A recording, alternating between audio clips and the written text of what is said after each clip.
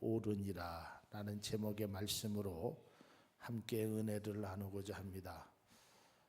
간혹 이 TV나 신문에 보면 이 청주가 솔선치 않게 이렇게 사건 사고가 많이 등장하게 됩니다. 특별히 어버이날 돼서 참 안타까운 사건이 하나 일어났습니다. 여러분들도 뉴스를 들어보셨는지 모르겠지만 육거리에서 버스를 타시던 그 70이 넘은 할머니가 40대 여인에게 버스 안에서 뺨을 맞고 폭행을 당합니다. 그것을 SNS로 지금 해서 그 동영상이 일파만파. 그래서 이 예의 바르고 교육적인 도시 청주가 아주 정말 그 비도덕하고 어떻게 70이 넘은 그런 분에게 그럴 수 있을까? 그래서 오늘 뉴스를 들어보니까 경찰에서도 그 여인을 구속을 시킬 지금 방침이라는 그런 뉴스를 들었습니다. 물론 그 여인이 정신지체를 조금 앓고 있는 여인이라고 합니다. 어찌됐든 아무리 시대가 변하고 또 세월이 바뀌어가도 우리가 부모님에 대한 사랑, 부모님에 대한 은혜, 부모님에 대한 존경심은 잃지 않아야 될 줄로 압니다. 제가 말씀을 준비하는 과정에서 하나의 참 감동 깊은 동영상을 하나 보았습니다. 그 학교에서 이제 어떤 선생님이 나와서 이렇게 이야기를 하는 겁니다. 여러분들은 꿈이 무엇입니까? 그러니까 이제 고등학교 아이들이 뭐 꿈을 다 적지 않겠습니까? 뭐 나는 이런 사람, 나는 뭐 간호사, 나는 판사. 그리고 이제 두 번째 이제 이런 물음을 합니다. 여러분들이 딱 1년만 살게 된다면 여러분들은 그 꿈을 위해서 노력하시겠습니까? 아니면 지금 당장 죽어서 5억이라는 돈을 갖겠습니까? 여러분들은 어떠하시겠습니까? 여러분이 1년을 살 수 있고 그 꿈을 내가 노력하시겠습니까? 아니면 지금 5억이라는 돈을 갖고 언제 죽을지 모르는 인생을 살겠습니까? 그러니까 젊은 아이들이 그 이야기를 들으니까 다 이야기합니다. 저는 꿈을 이루는데 1년 동안 열심히 살겠습니다. 거기에 유독 한 아이만 엉뚱한 이야기를 합니다. 저는 5억을 갖고 마음껏 먹다가 그냥 죽겠습니다. 그런 아이도 한 명 있었어요. 여러분이라면 어떠하시겠습니까? 5억을 갖고 언제 죽을지 모르는 인생을 사시겠습니까? 아니면 1년이 보장된 꿈을 갖고 사시겠습니까? 그러니까 아이들이 이제 막 얘기하는데 이제 화면이 전등불이 탁 꺼지고 그 다음에 비디오에 탁 뭔가가 나옵니다. 아이들이 깜짝 놀랍니다. 그 비디오에 나온 사람은 다른 것이 아니라 자신들의 아빠였습니다. 그 아빠가 인터뷰한 내용은 이겁니다. 나는 5억이라는 돈을 갖겠습니다. 왜 그러시죠? 이것을 내 사랑하는 딸에게, 사랑하는 아들에게 남겨줄 것입니다. 그러면서 어떤 부모님은 이야기하기를 나는 5억이라는 돈을 아이에게 주기 위해서 지금 내 생명을 포기할 수도 있습니다. 아이들이 한 명, 두 명 눈물을 흘리기 시작합니다.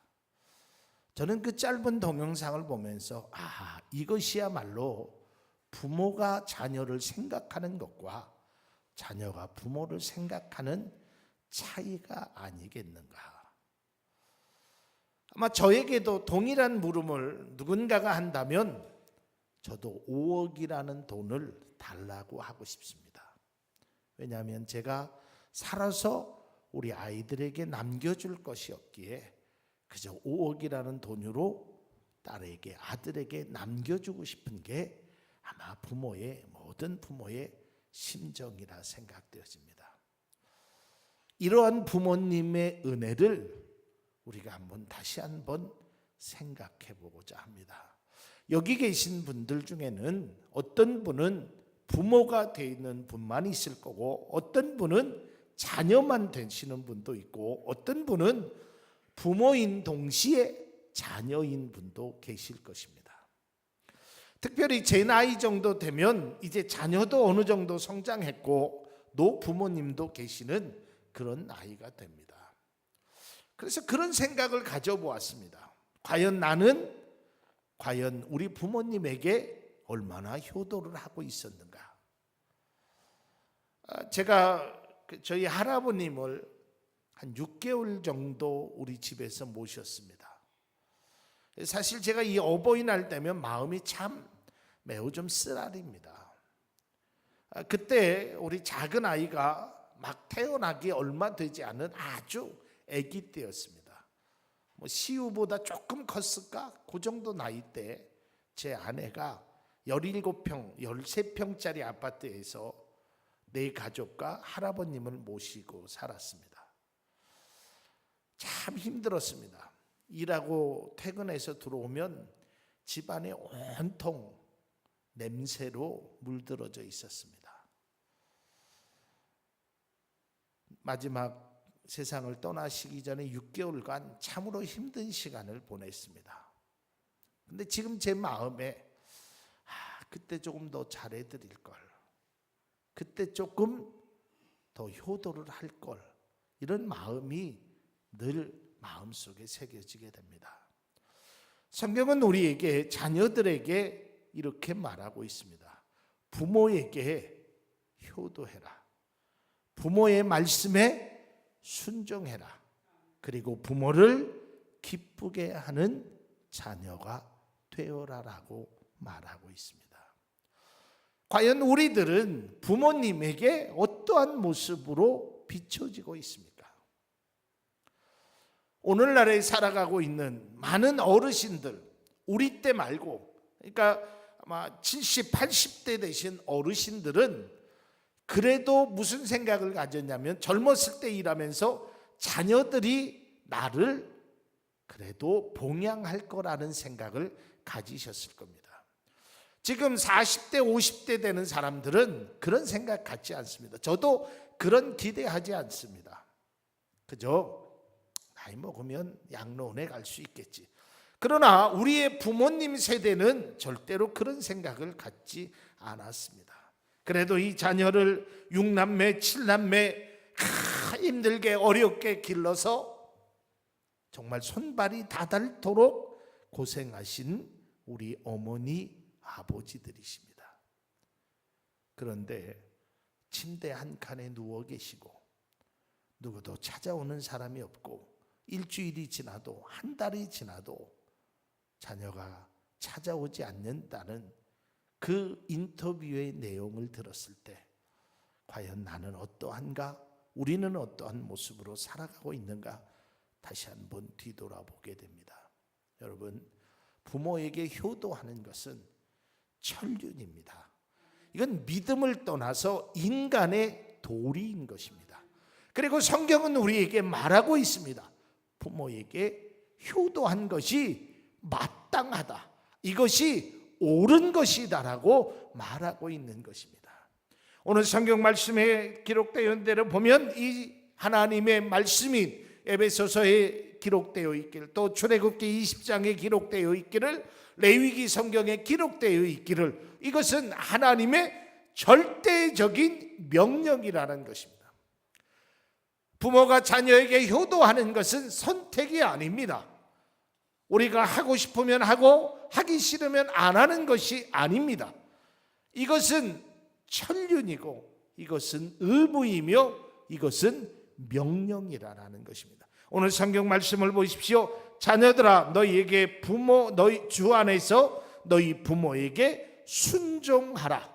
그리고 2절에 너 아버지와 내 어머니를 공경하라 명령하시는 것입니다. 하나님께서 사람을 창조하시고 또한 사람들에게 땅에서 장수하는 복을 주셨습니다. 또 그들에게 하나님의 은혜로 가정이라는 것을 이끌게 하셨습니다. 그 가정을 통해서 부모는 자녀를 노엽게 해서는 안 됩니다. 또 자녀는 부모를 효를 행해야 된다는 것입니다.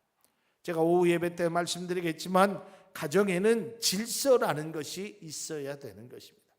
그래서 우리 이 가정 속에서 그 자녀들이 효도하는 그 자녀야말로 진정 믿음의 자녀이고 그것이야말로 사람의 도리를 하고 있다는 것입니다. 여러분, 제가 작년도에 그런 말씀을 드렸습니다. 효도는 나를 위해서 하는 것이다 그랬어요. 나를 위해서 하는, 이게 무슨 말인가? 여러분, 우리가 그 고려장이라는 것을 알죠. 오늘날 고려장의 이야기가 이런 이야기가 있습니다. 이 고부간의 갈등이 아주 심했습니다. 며느리가 이 시부모를 모시는데 아주 좀 마음이 불편했습니다. 근데 이제 연세가 드시면 이 식사를 하실 때 조금 흘리기도 하고 이렇게 좀 손이 떨려서 어떻게 하다가 보면 밥그릇이 떨어지기도 합니다. 그러니까 이 밥그릇이 떨어지니까 깨집니다. 이때마다 며느리가 아주 스트레스를 받는 거예요. 이게 얼마짜리 밥그릇인데. 그러다가 곰곰이 생각하다가 뭘 보게 되냐면 고양이가 밥 먹는 것을 보게 됩니다. 집에서 고양이를 길렀거든요. 근데 고양이 밥은 제가 잘 모르겠지만 이 나무통으로 되어 있었다고 합니다. 나무통으로. 그러니까 고양이가 그 밥을 먹다가 훌딱 뒤집어도 그 나무는 상하질 않는 것입니다. 그러니까 이 며느리, 아하, 이렇게 하면 되겠구나. 그래서 시부모에게 나무통에다가 밥을 줍니다. 뭐 떨어져도 깨질 염려가 없고. 그래서 행복하게 그저 마음의 흐뭇함을 가지고 하루는 집에 들어옵니다. 이때 초등학교 4학년 아이가 뭔가를 하고 있습니다. 이때 엄마가 얘야 뭐하니? 얘 나무를 긁고 있습니다. 그건 뭐 하려고? 나중에 엄마 밥통 하려고요. 여러분, 이 우스갯소리 같지만 진정으로 여러분들이 나이가 들어 효도를 받기를 원한다면 효도하십시오. 자녀들에게 효도하는 모습을 보이십시오. 이게 얼마나 중요한 건지 모릅니다. 지금은 저도 마찬가지입니다. 뭐 지금은 제 자녀들이 아직은 어려서 그런지 뭐 자녀들이 도와주지 않아도 내 힘으로 내 능력으로 살 수 있다라고 생각합니다. 그러나 사람은 다 늙게 되어 있습니다. 제가 아무리 내 힘과 내 능력으로 산다고 하여도 70이 되고 80이 되면 자녀의 도움이 필요할 때가 반드시 있습니다. 뭘 그거를 대비하여서 효도를 하라는 얘기가 아닙니다. 효도는 당연한 것입니다. 그러나 그 효도를 보고 자란 자녀들은 부모에게 효도하게끔 되어 있습니다. 어머니가 할머니에게 보여줬던 그 모습, 아버지가 할아버지에게 보여줬던 그 모습을 자녀들이 보고 있다라는 것입니다. 자녀들이 듣고 있다라는 것입니다. 자녀들이 그 모습을 주의 깊게 바라보고 있다는 것입니다. 아하, 우리 엄마가 늙으면 나도 저렇게 해야겠구나, 이런 생각을 갖게끔 만들어야 돼요. 이것은 자연적인 것입니다. 본이 되는 것입니다. 절대로 그렇지 않다라는 것입니다. 제가 직접 들은 이야기입니다. 어느 친정 엄마가 딸 아이 시골에서 김치도 담아서 뭐 이렇게 해서 그 딸 아이에게 갖다 줍니다. 이때마다 이 딸이 아주 그런 것이 싫었어요. 엄마가 찾아오는 것이, 특히 또 시어머니가 찾아오는 것은 더 싫었어요. 그래서 아유 괜찮다고, 안 해주셔도 된다고, 그럴 때마다 자꾸 찾아오는 것이에요. 근데 이제 겉으로는 뭐 시어머니니까 내색할 수 없잖아요. 그래서 그걸 받았어요. 그러면서 그 엄마가 딸에게 이렇게 얘기합니다. 야야, 나도 저렇게 할머니처럼 나이가 들면 네가 시집가면 내가 너에게 이렇게 김치도 좀 갖다 줄까? 그랬더니 이 딸이 얘기합니다. 엄마 찾아오지 마. 슈퍼에서 사면 돼. 그 아이가 본 것이 바로 그런 것입니다. 그 아이가 들은 것이 바로 그런 것입니다. 여러분, 자녀들이 무엇을 보고 배우는 줄 아십니까? 여러분의 모습을 보고 배우는 것입니다. 요즘요, 참 마음 아픈 게 뭐냐면 할아버지가, 할머니가 병원에 누워 있다고 칩시다. 그러면 이제 자녀들이야 마지못해서 문병을 가죠. 뭐 갈 수밖에 없고 가야 하죠. 근데 자기 아이들은 안 데려갑니다. 바쁘다는 이유로, 공부해야 된다는 이유로, 심지어는 감염된다는 이유로 아이를 안 데려가요. 뭐 아주 어린 아이면 몰라도 초등학교 아이들도 그런 데를 데려가질 않아요. 그러니까 그런 거를 보고 자라질 않습니다. 그러다 보니까 어떠한 일이 일어납니까? 결국 그 자녀가 부모의 공경하는 법을 배우지 못합니다. 사랑하는 성도 여러분, 어버이 주간에 우리가 행해야 될 것이 있습니다. 효도는 부모를 위해서 하는 것인 동시에 나를 위해서 한다라는 것을 깨달을 수 있기를 바랍니다.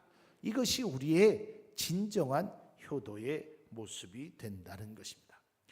그리고 오늘 성경의 두 번째로 말하는 것이 이 부모의 공경은 첫 계명이라고 말하고 있습니다. 여기서 첫 계명이라는 것이 무엇입니까? 우리가 잘 아는 대로 모세가 시내산에서 십계명을 받을 때 두 돌판을 받습니다. 그것의 첫 번째부터 네 번째 계명까지는 하나님에 대한 것이고, 다섯 계명부터 10계명까지는 사람을 위한 것입니다. 인간을 위한 첫 계명이 바로 공경하라라는 것입니다. 그러나 여러분, 그 10계명을 보면 좀 이상한 것을 발견하게 됩니다. 그게 뭐냐면 뭐든지 10계명의 내용을 보면 하지 말라라고 기록되어 있습니다. 나 외에는 다른 신을 섬기지 말라.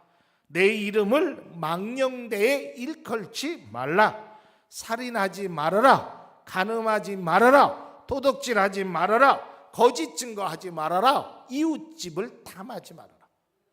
다 하지 말라라고 말하고 있는데 유독 하라라고 강하게 말하고 있는 것이 내 부모를 공경하라라는 것입니다. 얼마나 중요한 것이면, 얼마나 귀한 것이면 공경하라라고 말씀하시고 있습니까?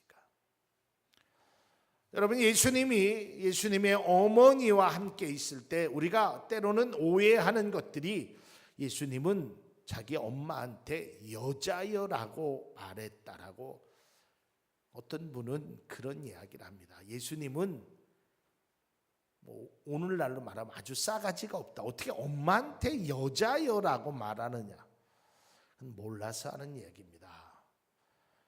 원어적인 의미로 보면 거기서 여자여라는 뜻은 오늘날 우리 조선시대 말로 얘기하면 황후마마 이런 뜻을 갖고 있습니다.